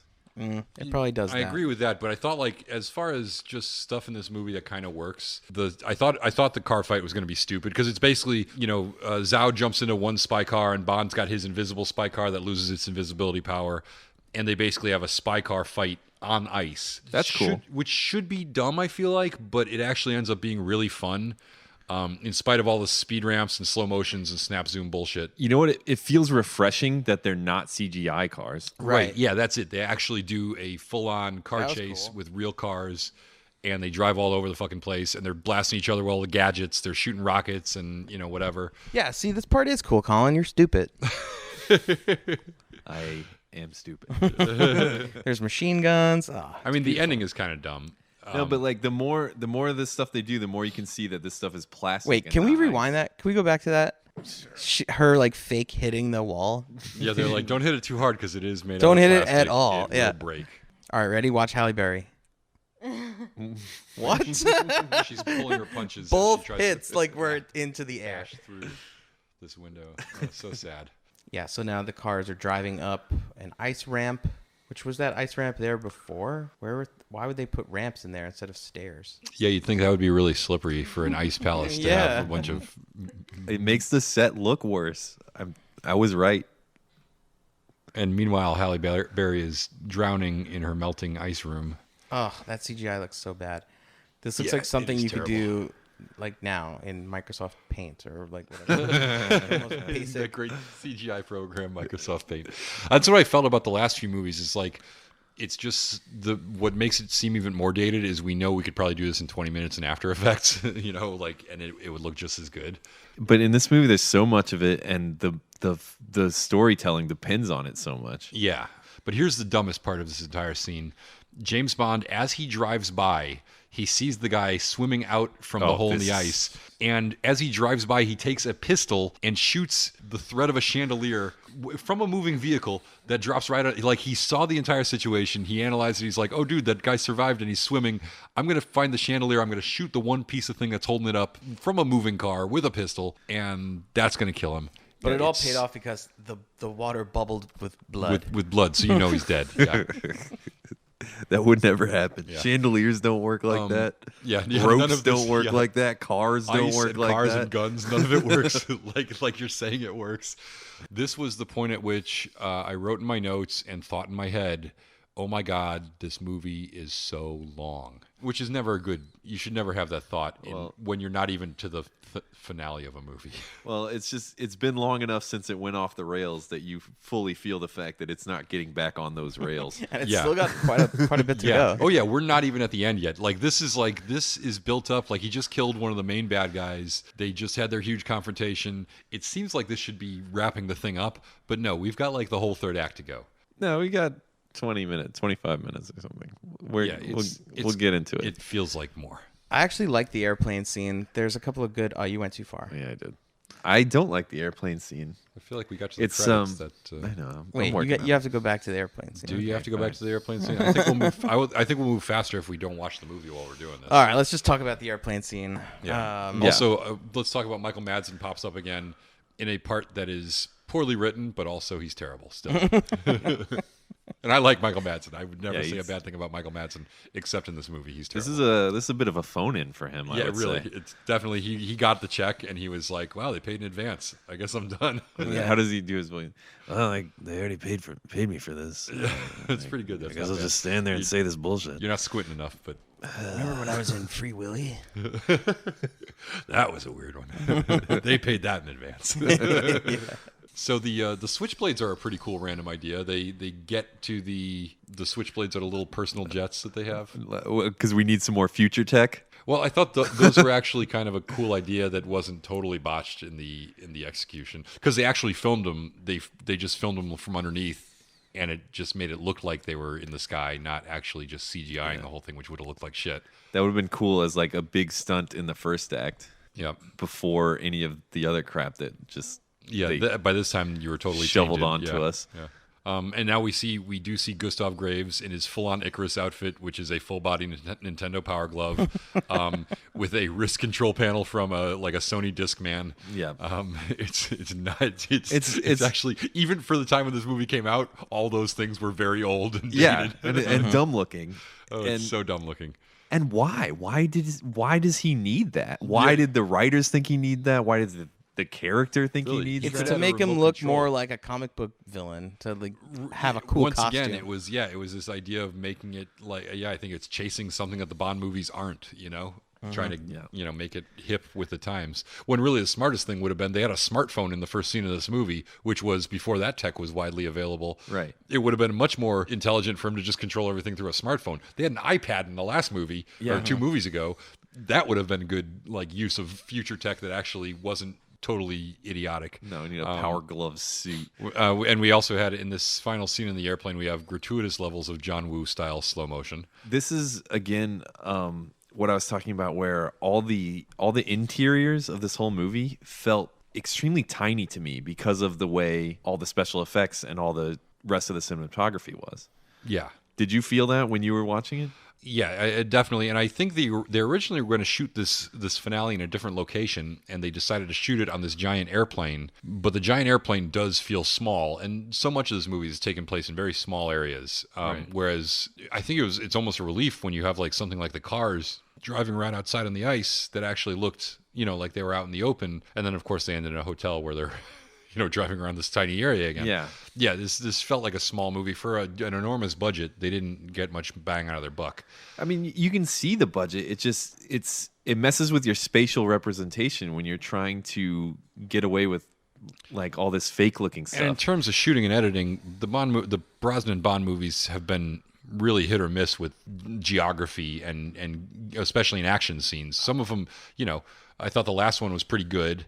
I thought GoldenEye was pretty good, but this and Tomorrow Never Dies. The World Is Not Enough and Tomorrow Never Dies had way better sets. Yes. The boat thing was really cool interior. And then the fact that they made the place in Turkey from the end of the World Is Not Enough, that was totally made with stages and just one exterior shot. How the hell is the boat from The World Is Not Enough look bigger inside than the plane in this one, which looks like a much bigger vehicle? Yeah, I think, Colin, It's like you said, this film unfortunately just suffers from the Phantom Menace syndrome. It's just that 5-year period from like 1999 to 2004 where they just kind of thought like, oh, movies are going to be made like this now. We never need locations. We don't again. need locations or sets. Yeah, we'll spend twice as much money on CGI to pretend like we're there. You know what other movie suffers from it really bad? Did you ever see Sky Captain in the World of Tomorrow? Oh, that. I like that one. I like that one. No, that movie is terrible. But Kingdom of the Crystal Skull. Have you seen that? Yes. Every scene in that movie, even if it's outdoors, feels indoors because guess what? It is. Yep. Matt, you said you appreciated this finale. I'm going to let you have a chance to weigh in here and tell us what's good about it. I don't know. I dig some of the beats in the airplane. I hate the CGI, but other than that, it's kind of on paper, like I said, everything reads like it's cool, and I think a lot of it culminates in the right way. But you kind of at this point have to buy into the comic booky over the topness of this movie. Or you could choose not to and just dislike it. If you've made it this far. The battle between the girl characters is actually really cool. And a lot better than what's going on with the battle between Bond and the other guy, because the Power Glove suit thing being a big thing is so overbearing at that point. I like the bit with his dad, the general. Yeah, that's pretty good. Yeah. A little good performance. He kills his own dad. Yeah, character moment. Yeah, he reveals to his dad who he is, and his dad is not happy. He disowns him, basically. Yeah. We also have the depressurized plane cliche where a hole is punched in a plane and people get sucked out randomly, which isn't really accurate, but it's a movie. I think whatever. someone takes a shot at one point, like the first gun that goes off, and I remember thinking, who would shoot a gun on a plane? Wouldn't that depressurize the cabin? And then the second shot does that. Right. I think Bond does it. Of course, a depressurized cabin wouldn't actually react that way, but in the movies it always does, so I guess we just have to accept it. But also, this is where Miranda Frost randomly, as Jinx tries to fly the plane, Miranda Frost shows up with a sword and a sports bra. She has really been kind of buttoned up for the entire movie, and she literally is just like, I just decided to strip down to my sports bra for the finale. She's finally in her supervillain costume. Right, exactly. Yeah, exactly. It's kind of ridiculous. Yeah. And they're in a whole room of swords and bladed just swords edge and weapons. knives and the book The Art of War. Yeah. Which I thought, I didn't think the girl fight was very good. I thought the girl fight was lame, but I agree the boy fight was even lamer.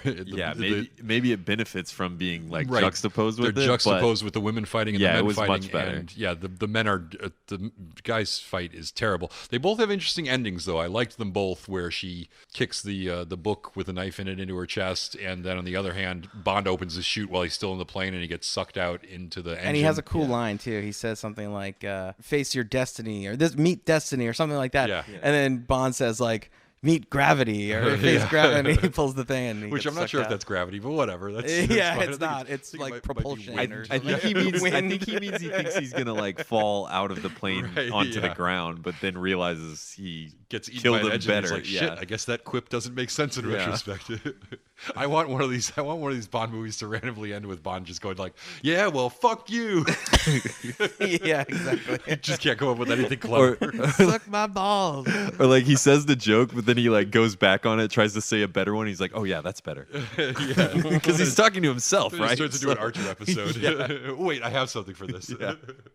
Well, I like in some Arnold Schwarzenegger movies, he would say the one-liner to the person after he killed them. So he's essentially talking to no one. Yeah, Yeah. exactly. Bond does that, yeah. And then, so don't forget that after we finish both these fights, and the movie should just be mercifully over, we still have the whole helicopter falling out of the plane sequence, which is so long. And oh my God, in a movie full of bad CGI, they saved their longest and worst CGI sequence. This might actually be worse CGI than the kite surfing, which is terrible. I'm sure someone walked out at that point Yeah. when they realized that that's the stunt they're going to do. I'll tell you who and- walked out. I walked out, and I was watching it in my apartment. I was just like, fuck this, I'm He leaving. just leaves. I'm going to sleep in my car tonight. Like they are, and I feel so bad every I time. wandered my neighborhood for an hour. I actually wish we were watching the scene now for Somebody the called the single cops. reason that it would be great to just watch every time Halle Berry reacts to something going on outside the helicopter, because the helicopter's falling from the sky. Colin, play It's- the whole end sequence. The helicopter is falling from the sky. They are surrounded by burning wreckage, which is poorly CGI'd onto the reflection of the cockpit that they're in.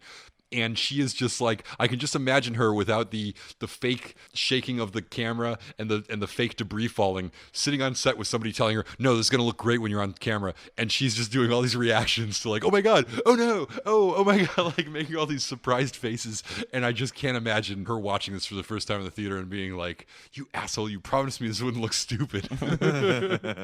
Like really, just doing a great, You specifically said this wouldn't look like crap. Oh, oh my God. Colin, you are not good at this. Why can't I pause it when it's on this screen? You know what you need instead of that tiny remote control? It's a full power glove body. suit. You need a full body power suit. That's what I need. That's. All right, Colin, I think you need to go first and rate this movie.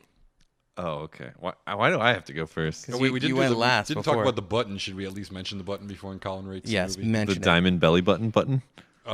No, before that, there's a Moneypenny button, which I'm surprised. Oh, I can't forget that. Oh, Yeah. that's the best. Yeah, That is okay. where That's- Miss Moneypenny. Even though it's like really stupid, it's just seeing Moneypenny like do stuff is great. it's brutally bad and also very predictable. Moneypenny, James Bond walks in and finally gives Moneypenny what she wants, which is that hard James Bond D. And then we realize that Moneypenny's actually in the VR machine, and Q interrupts her, and she says she was just doing the simulation thing, and he says, "Rather hard, isn't it?" And then there's the actual button with Bond and Jinx, and she's playing with a diamond he's playing with a diamond in her belly button, and she's saying, "Don't take it out." Yeah, don't take it out. Do we have to take it out? Yeah, and it's the whole innuendo. It's a little more innuendo than usual. Yeah, Little gross. it's a little more graphic There's a lot of- imagery than yeah, the yeah, innuendos exactly. usually have. It's so stupid. Look how bad that looks. The whole effect of like seeing electricity is also unrealistic and lame. Horrible. She's gonna get it right here. It's always Ooh. bad. Got her. Right in the sports bra. Oh, and this is also the Bitch. This is also a stage in movies when every character had to say "bitch" at the end of everything. Like as soon as they killed the bad guy, they just throw a bitch at the end of it. How is he Juggernaut not era? getting This. electrocuted right now? Or a better What do you question mean? is is if that he doesn't- electricity? Why is it purple? A better question is if he doesn't get electrocuted now, why does he get electrocuted later when Bond presses the button? Why didn't they reshoot this whole scene? When Why they didn't realized they it was just make a stupid? different movie? That was what I just kept on asking myself the entire time. It's like, these were the best ideas they had?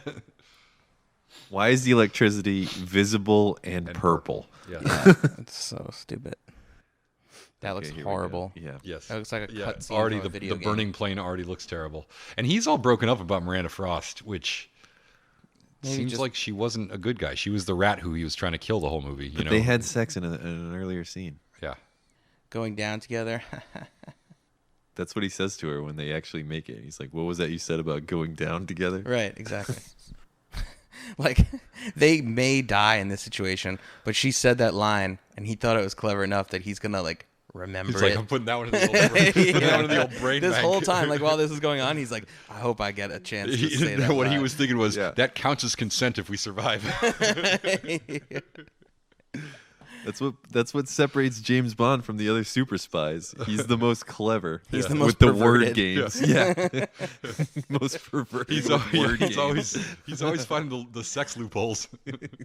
He's like, no take backs, no take backs if we actually make it out of this. You owe me now. God, it looks so bad. Oh my god. Oh my god. This Dude, isn't even the it's- worst part. I feel like we're playing original Xbox. Oh my god. Look at this, and now just watch her reactions to things as all the stuff falls by them. It's hilarious. Just imagine her sitting in a stationary vehicle with a green screen behind her, and it's even funnier. Just wincing and. I feel bad for them. I know. This is terrible. This is embarrassing. Not for them, for the VFX people and everyone else involved. The actors are just the poor schlubs who have to be on camera when this shit's happening. Yeah, Exactly. they're doing a hell of a job. Isn't this like also impossible though? Oh yeah, Yeah. There's definitely no Like- physical way a helicopter can start. The helicopter would be tumbling end over end, first of all, or going straight nose down. Yeah, and also if they're already falling at free fall speed and the rotors start, Right. the wind resistance of the free fall speed will just rip the blades off the rotor, right? I like how that aren't Lamborghinis like pretty much fiberglass. I like how that one just Yeah. crashed straight into the ground and did not smash into a million pieces. Yeah, it just would be sort of it would be sits there. crushed flat by falling from that far. Yeah, right. There would be nothing left. You wouldn't even be able to see it. It would all be under the water in Yeah. 1,000 pieces. All right. Oh man, this movie. That's the end. All right, Colin. Let's get your 00. All right, 00 scale. It's really tough because it's a really bad movie, but Halle Berry is just really great, and I want to give it as many points as Halle Berry can And on give it. principle, you can't rate it lower than like a 7 or something. Yeah, I don't want to rate it low. Colin, let's see. Your lowest rating so far. He gave a 4 to. You gave a 4 to From Russia with Love. You gave a 2 to Honor Her Majesty's Secret yeah. Service. Yeah. We're gonna have to revisit that one. What did I give The Man with the Golden Gun? The Man with Golden Gun. You gave a 5. Yeah. Do you like this movie better or worse than that? It's like same. This is a 5. It would be a 4, but Halle Berry's so good. Halle Berry's almost good enough to make it a 6, but that CGI is so bad. I feel like I've said a lot in this one. I feel like I've said more than I usually say, and I don't know. You had a lot of you had a lot of hot takes, a lot of negative opinions of a Bond movie for once. Yeah. Matt, you want to go or should I? I'll go. You know, this one was tough for me because it's definitely my least favorite of the Brosnan movies for sure. And now I'm just looking at my score for other films, and I'm trying to figure out where this lies. I think I'm gonna have to give this a 005. It's generous. It's just it's bad, but it's also for me like has some redeemable moments, and I don't know, like watching it now with you guys, it seems really bad, but I watched it by myself, and I was kind of in a different zone, and I was kind of vibing it. I was feeling it. I'm surprised it doesn't seem better with us because it's way funnier when we are commenting. That's true. I think I was like rethinking my score because I was like, I guess it's not that bad. We had fun. Yeah. But that isn't what it's about. It's not about like whether it's fun or not. It's whether it's a good James Bond movie or not. This movie has the misfortune of just coming out at this really awkward time in film history where, yeah, they just like things just looked horrible, and like CGI, they didn't know what the hell they were doing, and green screen was still a new cool toy that everyone had to play with, and it just really kind of hurts this movie quite a bit. But I think that if this movie came out 10 years in either direction, it would have been a totally much better looking, at the very least, movie. Yeah, if the script had taken style cues from movies that weren't Phantom Menace. I mean, and if this Triple movie X, came out like Batman and Robin. Batman and Robin. if this movie came out more recent and they did the same stunts, like him surfing off an iceberg and the beam coming out of the sky and stuff like that, like I think that stuff we've seen that sort of thing in modern movies, and it looks a lot cooler. It just suffers from, like, I don't know what, if they were cheaping out on this movie, or if they just like that was the standard, if they thought that looked good. I don't know.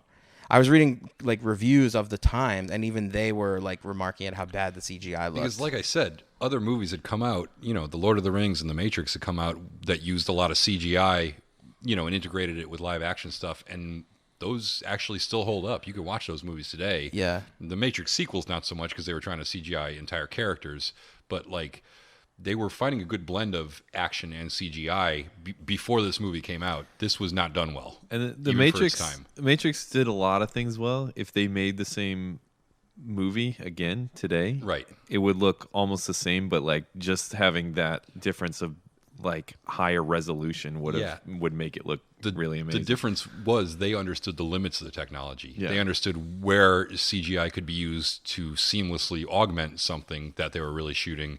And in this one, they used CGI as a crutch to try to get away with more than they actually could. It's I think it's not just the bad CGI, but the whole thing. And we talked about it a lot this episode. It's just Bond desperately trying to stay relevant, and it hurts to watch. It's like all sizzle and no steak, and the sizzle is awful and dated. And I guess we should just be grateful that like this was as far as they went in this direction. Like I said, I feel like XXX came out before this, Bourne came out shortly after, and I feel like they went with the sort of the XXX mode here and immediately course corrected to a more Bourne Identity mode, and I think it really benefited from that. Like you said, I agree with you. It's pretty standard Bond fare, like Brosnan era Bond. It's got some exciting action and some charismatic actors, and then it's got some really awful action and a couple of really shaky performances. But it's just the product placement and the extreme sports and the Madonna, and it's all just anything to find some commercial appeal really lost points for me. And so I give it a 004, which... also generous. Yeah, I feel like it is. I mean, and also I'm always rating these things on like, I'm rating them compared to other Bond movies. So like when I give, Colin, what did you give it? A 5, a 6 if Halle Berry's in the room. So I guess that would be for a license to watch. Sure, go for it. I would say only if you have all the time in the world. To use a Bond phrase. I went a long time not watching this movie, and I don't feel like I'm at a better level in my life now that I've seen this. So I say no. I revoke it. Yeah, I would revoke it as well. This is probably not worth it. I'll give it the license, but get voted down. Yeah. I'll present the minority Well, when opinion. Colin gives it a 5, that's basically the same as me giving something a 0. So Halle Berry's really great in it. She did a really great job. you can give. What if you just like when you like one dumb thing about a movie? What if you just give that thing a 009 and give everything else like a proper rating? I don't know. I don't understand how to do that.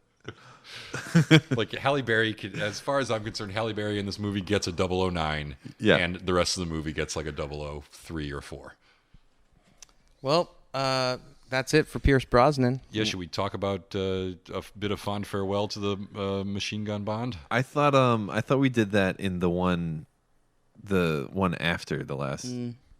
I mean, Talk about both. how much do we have to say about Pierce Brosnan? I feel like we've already said most. He was awesome. Yeah, he was pretty good. in You done GoldenEye. did it, bras. Yeah. I mean, I think he was a solid Bond in all the movies, but like Timothy Dalton, I don't think he always had the best material to work with. GoldenEye was amazing, and after that, it was various degrees of mediocrity. I think that picture of him right there is like perfectly sums up. Like he just looks strained and like tired. I feel like he aged out. Like his age in GoldenEye, that should have been his last Bond film. Well, you know what I think is interesting? He was, I think, 49 or 50 when he did this movie, and also and if you look back at the Roger Moore era, Moore was about 50 when he started seeming too old for the part, and Sean Connery aged out, like seemed old at the same age, and now Craig? Daniel Craig is 51 and it's starting to be like, how long can he do this? Probably not much longer. I feel like Moore's big mistake was he stuck around for long after 50. I don't think you can play James Bond after 50. I just think that's the limit. Yep. And I feel like Brosnan got out at the right time. He never seemed too old for it, even in this movie. He seemed like he could still pull it off, but you kind of can imagine the next one, if he had been in one 2 or 3 years later, being like, ooh, no, not Grandpa Bond again. What year was the movie The Rock made? 96. Oh man, Why? I thought it was closer to this. Because Connery's character in The Rock is like kind of a Bond ripoff. Oh, yeah. He's like an aging Yeah. superhero type spy guy. Like if Bond had hit 50 and then gone to prison for 40 more years or whatever. Right, exactly. I will say too that like, yes, I agree with what you just said, Harris, that he shouldn't. He stopped at a good point. If he had done another one, it would have been too much. But I also like kind of I wanted the nice round number of like I wanted him. I think The World Is Not Enough to me always sounded like, even the title just sounds like the last Bond movie of the 20th century, which it was. But like I think Pierce Brosnan should have ended with that. Yeah, good job. I think he should have ended with that. Well, and then, but like what if- in what the 21st century, we could have got Daniel Craig. But what if this was a good movie? Would you feel the same way if this was great? If this is as good as Goldeneye, you'd be like, no, fuck no, he should do it forever. I don't know. There's just something like unsymmetrical or like I think it just sucks because he went out on like the worst movie of his. I totally agree with you. This Die Another Day is the worst movie of the Brosnan era. Yeah. I think we're all on the same page there. And I just think it's sad that he went out on a low note after having one of the best Bond movies ever, and then having two others that were at least watchable. Only Connery didn't go out on a low note, though. Oh wait, but you like License to Kill. I liked License to Kill. I think it was. I feel really like good. I feel like they mostly. Well, have it to was go the out better on a of the low Timothy note. Dalton ones, at least. You got to admit that. For you. yeah. Do they always go out on a low note? No, License to Kill. Yes, License to Kill. And what was Connery's last one? Diamonds. Yeah, Diamonds Yeah. Are Forever. Which was goofy but funnish. Yeah, great. Yeah. It was. You can't call it a low note. No. It was definitely. It was at worst a middle of the road. It's certainly note. not a high note, though. Roger Moore went out on a low note. Yeah, big time. Yeah, And so did Timothy Dalton, and so did Pierce Brosnan. and so did Daniel. No, I'm not gonna. I'm not gonna jinx it. Oh no! Oh man, Just kidding. Could this I'm all worried be about for that. nothing? Cut that out. Oh man. So did you guys hear about the rumor that this new Bond movie is going to be a remake of Dr. No? I heard that rumor. I did hear that but rumor. I'm not sure I believe it. Are we just doing a mini episode right now? I don't know. Yeah, we should- We need I to felt stop. you're the one We who's should like, wrap oh, it's up. 2 hours. We should wrap up. We should wrap and it now up. you're starting new conversations. You guys want to start a whole new episode Hey, you right want now? to get into it? Thanks for listening. Please subscribe to our podcast if you haven't already. Go to the subreddit, James Bond subreddit, and that's where I post the episodes. And you can comment, let us know how we do. If you like us, if you hate us, tell us you hate us. But also, fuck you. Yeah, that too. But tell us. Rate us on iTunes, all that stuff. And Bond will return in Casino Royale. Bond.